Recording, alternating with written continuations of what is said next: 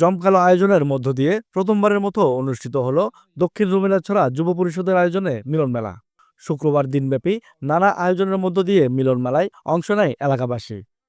আয়োজনে raffle draw ও মনোজ্ঞ সাংস্কৃতিক অনুষ্ঠান মেলার আকর্ষণ আরও বাড়িয়ে দেয়। মূলত এলাকার তরুণ প্রজন্মকে মাদক থেকে দূরে রাখতে ও একে অপরের প্রতি সম্প্রীতির বন্ধনে আবদ্ধ করার উদ্দেশ্যে এমন আয়োজন করা হয়েছে বলে জানান আয়োজকরা। এটার উদ্দেশ্য ছিল যে সবার সাথে একটা সম্প্রীতি, সবার সাথে সৌহার্দ্যপূর্ণ, তারপরে একটা পরিবারের মতো এলাকা। আরেকটা উদ্দেশ্য হচ্ছে এই আমাদের সামনে আমাদের রাস্তাটা প্রশস্তকরণের কাজ চলতেছে, তো ওখানে সবার সাথে একটু আলোচনা মত বিনিময় করা এলাকা এবং আমাদের এই নতুন জেনারেশনের এই ধরনের মিলন মেলার সাথে অভ্যস্ত না। তো আমরা এই প্রোগ্রাম আয়োজন করেছি বিশেষ করে যাতে তরুণদের মাঝে এবং যারা এর চাইতে বয়োজ্যেষ্ঠ আছে তাদের মধ্যে একটি সেতুবন্ধন তৈরি হয় এবং পাশাপাশি এটা সমাজের সর্বস্তরের মানুষের মধ্যে এটি ইতিবাচক বার্তা দেয়। এমন আয়োজন করার কারণে দীর্ঘ সময় পর অনেকের সাথে দেখা হয়েছে, পরিবেশটা আরও রঙিন হয়ে ওঠে ও সকলের মধ্যে প্রাণ চাঞ্চল্যতা লক্ষ্য করা যায়। আমাদের প্রোগ্রাম করার একমাত্র উদ্দেশ্য হচ্ছে আমরা যুব সমাজ যারা আছি আমরা একে অপরকে চিনি না। যেমন কি আমি আসছি অন্য জায়গা থেকে, এখানে স্থায়ীভাবে বসবাস করতেছি, আমার পরের প্রজন্ম হয়তো বা এখানে স্থায়ীভাবে বসবাস করবে, আমরা থাকবো ইনশাল্লাহ।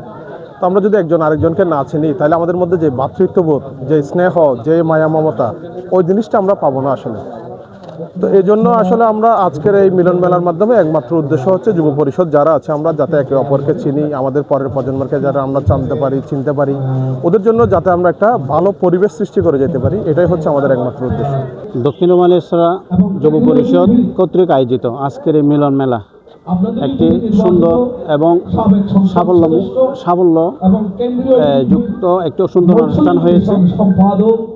এই অনুষ্ঠানে এই এলাকার দক্ষিণ রুমেলাছড়া সবুজবাগ সহ দক্ষিণ রুমেলাছড়ার দলবল নির্বিশেষে সবাই অংশগ্রহণ করেছে। একটি স্বতঃস্ফূর্ত এবং সুন্দর সৌহার্দ্যপূর্ণ একটা এই আজকের এই মিলন মেলা। মিলন মেলার সমাপনী পর্বে সাবেক সংসদ সদস্য লুৎফর রহমান কাজল প্রধান অতিথি হিসেবে উপস্থিত ছিলেন।